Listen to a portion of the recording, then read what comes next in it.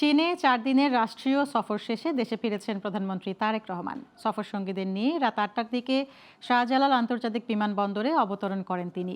এর আগে চীনের স্থানীয় সময় বিকেল 5টা 15 মিনিটে বেইজিং ড্যাক্সিং আন্তর্জাতিক বিমানবন্দর থেকে চায়না সাউদার্ন এয়ারলাইন্সের একটি ফ্লাইটে ঢাকার উদ্দেশ্যে রওনা হন প্রধানমন্ত্রী।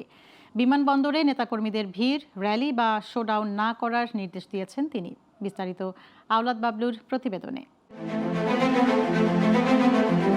চীনের প্রধানমন্ত্রীর আমন্ত্রণে 4 দিনের সরকারি সফরে বেইজিংয়ে যান বাংলাদেশের প্রধানমন্ত্রী তারেক রহমান। বৃহস্পতিবার বেইজিংয়ে গ্রেট হলে তারেক রহমানকে লাল গালিচা সংবর্ধনা দেন প্রধানমন্ত্রী লি চিয়াং।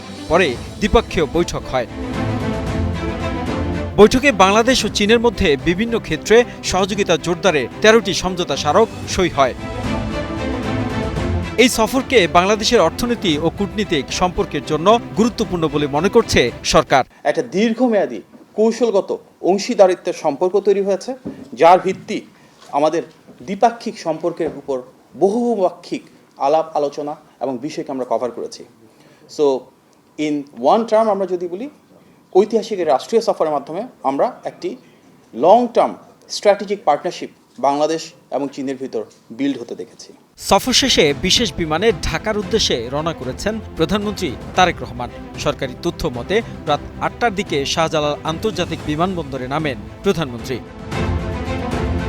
এর আগে দলীয় নেতাকর্মীদের উদ্দেশ্যে প্রধানমন্ত্রীর দেয়া নির্দেশনায় বলা হয়, বিমানবন্দর বা সড়কে কোনো র্যালি, মোটরসাইকেল শোভাযাত্রা করা যাবে না। বাংলাদেশের রাজনৈতিক সংস্কৃতিতে বিদেশ সফর শেষে শীর্ষ নেতাদের অভ্যর্থনায় বড় ধরনের শোডাউন নতুন নয়। তবে সেই বাস্তবতায় প্রধানমন্ত্রীর এই নির্দেশনা একটি নতুন বার্তা বহন করছে। সরকারের পক্ষ থেকেও সফরের অর্জনকে উদযাপনের চেয়ে বাস্তবায়নের উপর গুরুত্ব দেওয়ার ইঙ্গিত মিলছে। Awlad Bablu, global television, news desk.